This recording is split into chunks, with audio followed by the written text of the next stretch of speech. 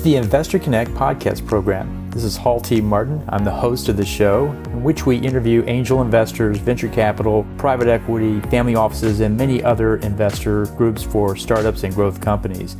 I hope you enjoyed this episode. Thank you for joining us.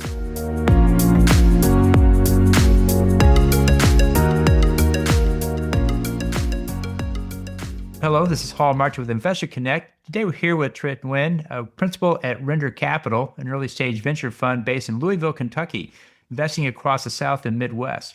Triet focuses on backing high-agency founders who are building real infrastructure and essential technology in markets that most big coastal funds still treat as flyover.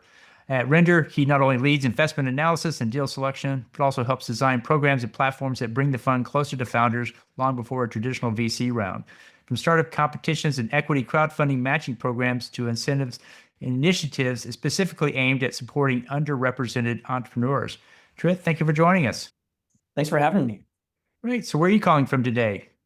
So I'm calling out of Dallas. I recently moved down to Dallas, and now we have two HQs, one in Louisville, Kentucky, and then one down here in Dallas.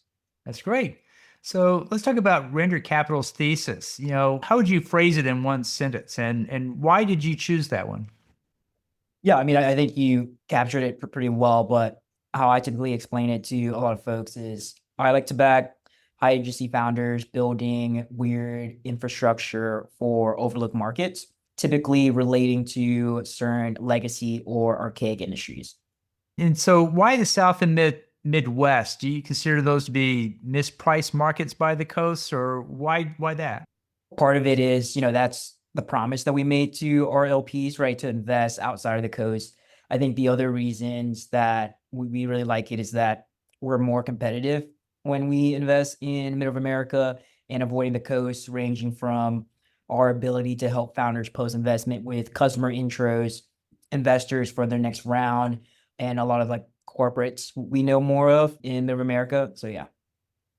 Great. Well, you source deals regionally in the South and Midwest, but how do you stay competitive nationally with that program? On the West Coast, East Coast, they're raising hundreds of millions of dollars for seed companies now for AI, but how do you compete with that?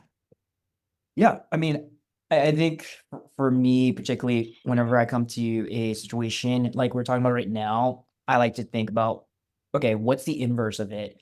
It's like we're trying to compete with it. What does it look like if we try to not compete with it? And where would we be best not competing?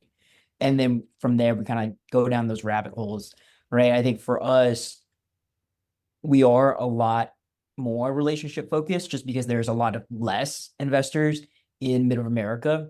So I do try to do, whenever we do travel, we host VC dinners and we'll cap that to 5 to 10 folks. And that's where we essentially pitch certain thesis that we've researched or wrote papers about that we don't really publicly announce to a lot of folks.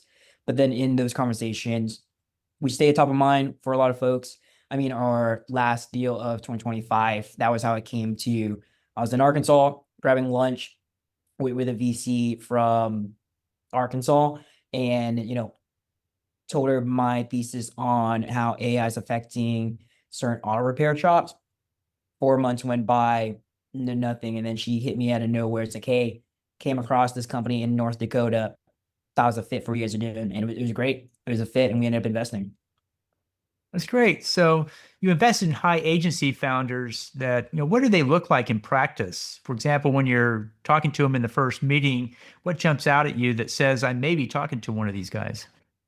Yeah, I think it's in their mannerism and words that they choose, right? One of my favorite questions to ask is, what is your biggest obstacle right now? A lot of times founders will say capital and how they lean into that fundraising process, right? Some you can automatically tell that they blame a lot of folks. They start complaining about the comparison of I just don't know why this company in California is getting more traction in fundraising than I do. It's just so confusing when we have better judges. A lot of that, that's kind of saying okay, you're quick to point fingers out and you're a little bit quick to complain when this is an investor call when you're supposed to be presenting, showing like, hey, I'm the visionary, I can do it, and the team that I put around me can do it. And I think when certain founders will phrase that, like, obviously capital, but they'll say like, but obviously we're having this conversation, doing this stuff. I think more importantly, and then they'll move on and they start talking about the vision obstacle and next obstacle and how they tie that into how do you build the current cap table and where they see we are a value add for certain areas and not. So I think that those are little key things that point out. It's like this is high agency founders. They will do it with or without us. So you talked about the strange but essential infrastructure angle that you look for. What are some examples of categories you like and why they win? How do you choose these deals from that point of view? Yeah, I think depending on different industry, it looks differently. I'll give you an example. So we backed a company called Shopee, and what they built is a infrastructure for cross-border commerce from US to Latam, right? Before them is a very chaotic process where if you're in Brazil or really anywhere in Latam and you want certain products like a Mac or certain stuff on Amazon, a lot of them don't ship down to Latam. So it's extremely chaotic. You find a random person that you send it to you, and then that person will put in their luggage, they'll fly it to you, and you pray that it shows up at your door. Usually it's go family, friends. Sometimes like people make businesses of like, oh, this guy travels. Let me refer you. But what they built was they just built the digital infrastructure similar to how you think of like Uber, right? Like taxi's always been around, but there was no digital infrastructure for share ride. So that's essentially how we view things, and those are the stuff that we love. It's all kind of tied to whenever we're looking at or when we're listening to pitches, we're trying to find that what insights does this company or this founder has, and how are they leveraging certain tech or sometimes political inflection points that help them build certain infrastructure for a very niche industry. Cool. And so, what are the deal killers that take them out of running for you? What do you see out there that says, well, this isn't for us?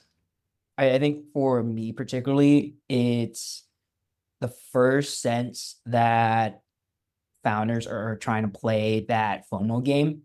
They say like, oh, they start name dropping certain funds and where their traction with it and the conversation. And it's like, hey, you need to make a decision in like 2 weeks. And sometimes deals do get hot, and we do need to get the team together and move fast on a lot of stuff. But obviously, before taxing the team, and because VC is such a small ecosystem, it's usually just one or two connections away from just like, hey, I heard that, I talked to this company, they mentioned you guys are leading this round and like these allocations, stuff like that. It usually takes me less than like 5, 6 hours to get that information. And when that kind of comes back, it's like, yeah, we exchanged 2 emails and we kind of told them that we'll get back to them. That's when it's like, hey, it sounds like, the round's getting really hot. Congratulations. It's going to be a pass for us. We won't be able to move as fast.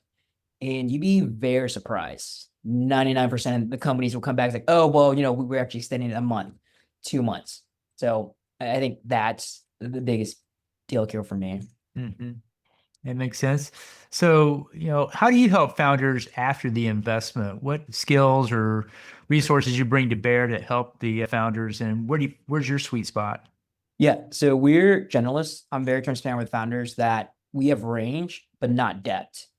So me particularly, I'm a lot better for connecting founders with other investors. We have a deal flow newsletter that last year we made over 100 intros for companies to investors, and I'm better at fundraising strategies.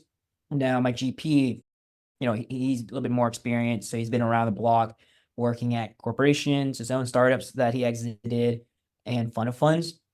So when it comes to customer intros, like if a company really say, hey, we don't need investor help, we just need customers, that's usually when it's like, okay, Patrick's going to be the point of contact and he's going to be the one that's working with you guys the closest. So we try to offset each other. And then we have a bunch of vendors where I don't think we're great at hiring. So we actually just went out and just partnered with a bunch of recruiters to get, a pretty big discount for our companies if they ended up using them. Well, one of my favorite topics is how do you foster a regional startup ecosystem? So when you're working, in the South and Mid East, it's not the West Coast, East Coast. It can be quite different there. So what do you find actually creates a thriving ecosystem for the startups in the areas that you're in? I won't speak to the overarching regional ecosystem that, is on the coast where I've had experience and I've got a chance to work firsthand is obviously in Kentucky and you'll hear a little bit in Dallas. I think the first thing is that I think a lot of people get it wrong is they try to do impact and that's the primary driver, right? And we do see it dying. My belief is that impact without returns is just charity, and no one's in the business of venture capital to do charity. So you have to create impact by generating returns. And usually that means you have to be a lot more dynamic with funding vehicles, right? I think a lot of times, especially when I was in Kentucky, there were a lot of times where companies they had a great product. It was entrepreneur, great product. We could sense that they were missing a little bit of that velocity in growth just from the mindset, right? I will give credit to SF in New York and the coast where, from a general speaking point, most of those founders are 24/7. You move to middle America for a slower pace of life, and that's fine. But there's certain discounted premiums that play into that. So then it's like, hey, you built a great company and there's certainly traction here. It might not be venture backable. So instead of doing your typical price round, safe or convertible notes, hey, we should do a rev share. You have that, like, this is something that's great for a rev share. This is something that let's be creative and structure how we can get returns so that way we can continue to feed the next generation of opportunities and founders. And again, without those returns, you're essentially just doing charity work and it quickly dies. Mm-hmm. And I don't think it teaches entrepreneurs the, hey, this is what it means when you take outside capital. Mm-hmm. No, that's a great point. I mean, Brad Feld once said that to create a startup ecosystem, you need lots of interactions. So you need a certain amount of density between the founders, investors, and customers. And you're in Dallas there, where when I left it, 30 years ago, it was 2 million people. Now it's almost 8. It's 120 miles wide. It's 150 miles north and south. It's almost, encroaching into Oklahoma. And so how do you build that density when, the geography spreads it out so much like that? Yeah, I wish I had an answer for you. If I did, I might be coming from here here in Dallas. Because yeah, we've done events where I brought a couple of VCs together and it was like, hey, come pitch. We will give you feedback on how to pitch better and stuff like that. 35 people signed up. We had like 4 people show up. And there's like, I looked at some of the other investors like, I'm so sorry. There's 3, 4 of you guys here, and there's only 4 founders. It's like, well, that lets you have to dive deep with every company. So I think when it comes to density, I think outside of just the physical itself, the lack of investors also doesn't help, right? Or the right investor profile. Tons of family offices here, a lot of money here, but obviously that flows into oil, gas, real estate, private equity, but there's not early stage capital in venture. And I think that's where it makes it even harder for founders. Like, well, if I go to this, I don't know there's going to be there, but then there's not a lot of digital density at the same time. Right. Well, I used to work in Europe, and I was interested. I found it interesting that almost every city tried to have a core competency. We're going to do this very, very specific thing very well and not try to be everything. And I always wondered if that would translate to a place like Dallas, where you have communities in, you got Plano, you got Louisville, you got a number of different areas there that have strong groups of founders that are working. And they seem to be a mixture in everywhere. There's no striving after core competency where it may be mobile apps or maybe fintech or maybe AI. But there were quite a few pockets of interest around the city itself. And we was trying to do something with life science, but found that, many of the investors I wanted to come to my event in Richardson, they weren't going to drive an hour and a half through traffic to get there. It was just too far. And so felt like, well, if I want to do something with life science, I need to be on the other side of town because that seemed to be more the center of gravity for it. What do you see there in Dallas?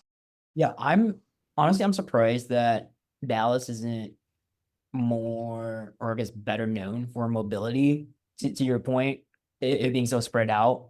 And it'd be great for a lot of like mobility companies, because if you want to test your vehicle, I know you can get the permits for it, 75, 635, that's going to definitely test how good your autonomous car is.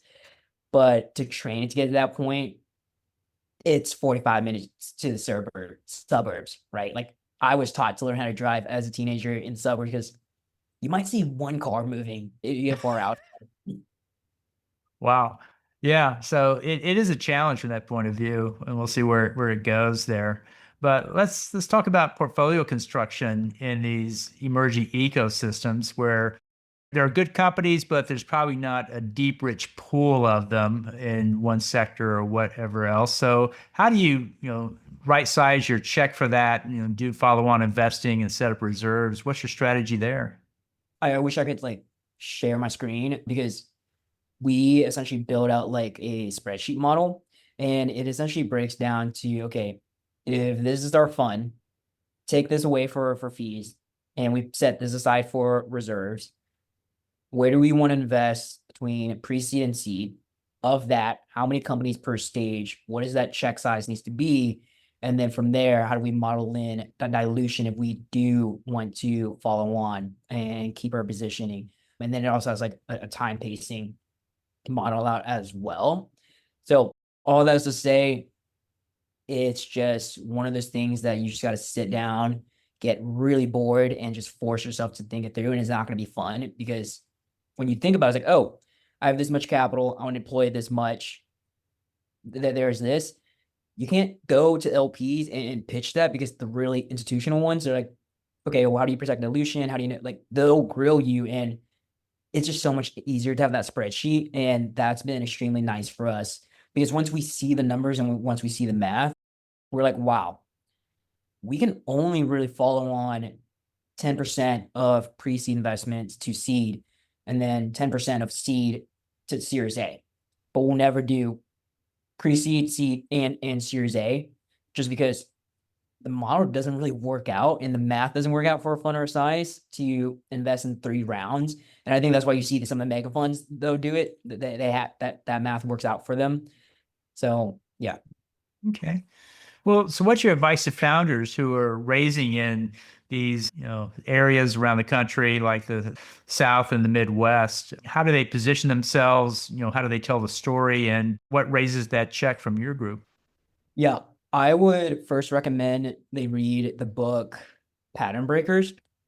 Love that book. I think it's amazing for founders to read it, understand a better answer to the why now, and especially why here, as a way to gather a lot of their insights and inflection for that narrative.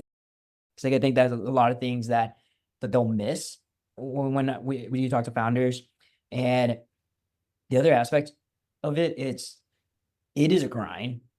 And as much as you're not gonna like it and hate it, that's part of the job that you signed up for. So love it, get used to it. And again, it kind of goes back to that we talked about, right? It's the little cues in your mannerism, your verbiage, that will indicate to us how do you view tackling really hard things when things aren't going very well? And that's, if you do those two things, you'll be able to show grit, show that you're a leader as far as how you carry yourself and how you tackle obstacles and when things get really hard.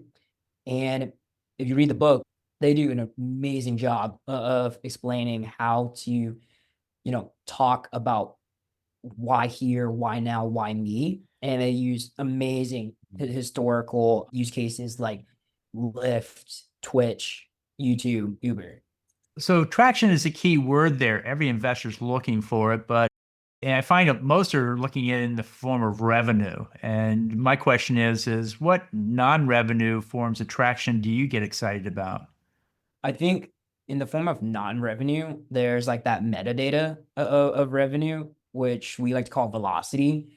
So if it took you 3 years to get $3 million, probably not going to cut it. Now, if it took you a year to get to $3 million, that metadata, like the velocity itself, that's a huge signal, right? The other side of that, where I love to grill founders on is, there's like, hey, we're pre-revenue, we're early revenue. Cool.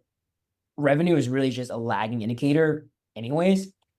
So I would ask them, like, okay, tell me about what do you think your leading indicators are that you found a product market fit or at least a solution problem fit. And a lot of times it is retention. My favorite is the double CAC. How long does it take someone to pay 2x back of what it took you to acquire them in the first place? And then just trying to ask founders, like, what is your North Star metric, right? Is it credibility? A lot of the times it is going to be a intangible trait. It's, hey, credibility, trusting with customers, and that comes in the form of, we've noticed that the majority of our customer comes from referred. So that's the only metric that we care about, is how can we get new customers to do more referred. Revenue, everything else, secondary metric. I was like, okay, that's amazing. That. You know where your company needs to go and the true metric that will guide you there. And then the revenue is going to be a lag indicator, right? That's good. Great answer. Scott Adams once said that losers have goals, winners have systems. What do you think about looking at systems that people are building and making an estimation on that? What experience do you have there?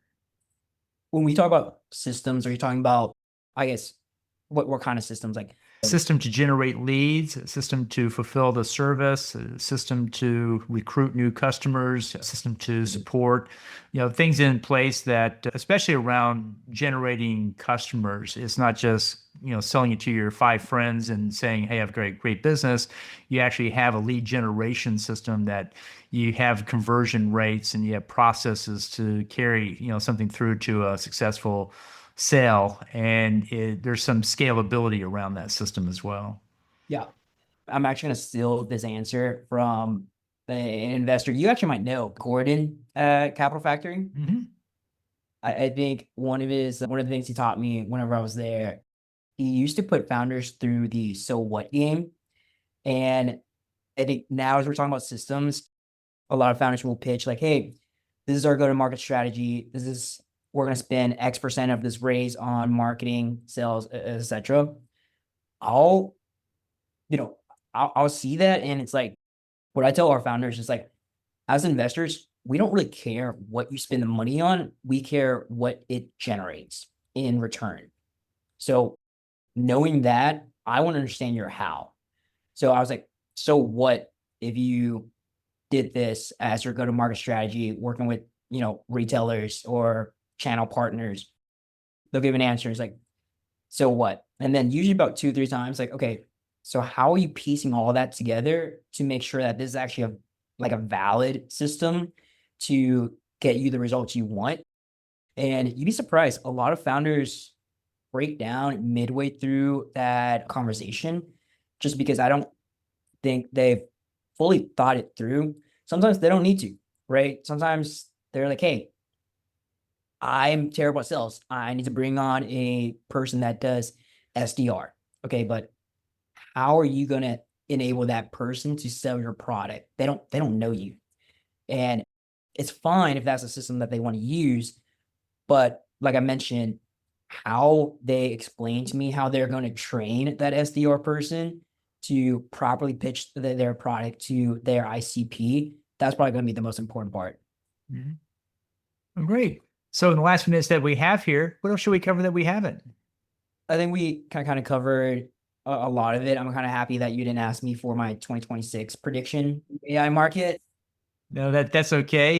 Happy to have it, but there's just a lot of them out there right now, and I just finished reading the 2025 success rates, and they're usually not very good. So I stopped reading them after a while because it's interesting, but it's just hard to build something around that because things are going to change as we go forward, especially in today's world. Very, very chaotic. Lots of curveballs coming at you, but that makes life interesting, I guess. Yeah, I mean, happy to quickly dive down that. I think my perspective, I think a lot of investors and even founders sometimes they'll make certain predictions and they'll use that as a somewhat guiding principle to the milestones that they want to accomplish in the coming year. And I've seen it happen quite often more than not, unless you're like Mark Andreessen and you have like an incredible mental palace to like go through that system of thought, most of the time it's gonna trick you to creating biases or biases to make sure that your prediction come true. And that's usually when they don't come true and you're a little bit stuck in your way and you're not being able to quickly adapt. So yeah. Sounds great. Well, so how best for listeners to get back in touch with you? Yeah, I mean, I'm pretty open on all social. I think LinkedIn is the easiest way. If you're reaching out, please put some sort of note, obviously saying that you heard about me here would be great. And then just a quick one line of like why you want to connect. I don't need like an entire pitch because we're never going to invest via LinkedIn DM. Like save it for the call. Just give me a quick, what is it? Where'd you hear me from? What do you want? And I'm happy to do that. And then my email is tret@render.capital. Answer all the emails I get unless it goes to spam, which at that point I'm sorry. But yeah, Great. Well, we'll include your contact details in the show notes. I want to thank you for joining us today, and we hope to have you back for a follow-up soon. thanks. Thanks for having me. See you. Investor Connect helps investors interested in startup funding. In this podcast series, experienced investors share their experience and advice. You can learn more at investorconnect.org. Paul T. Martin is the director of Investor Connect, which is a 501c3 nonprofit dedicated to the education of investors for early-stage funding. All opinions expressed by Hall and podcast guests are solely their own opinions and do not reflect the opinion of Investor Connect. This podcast is for informational purposes only and should not be relied upon as a basis for investment decisions.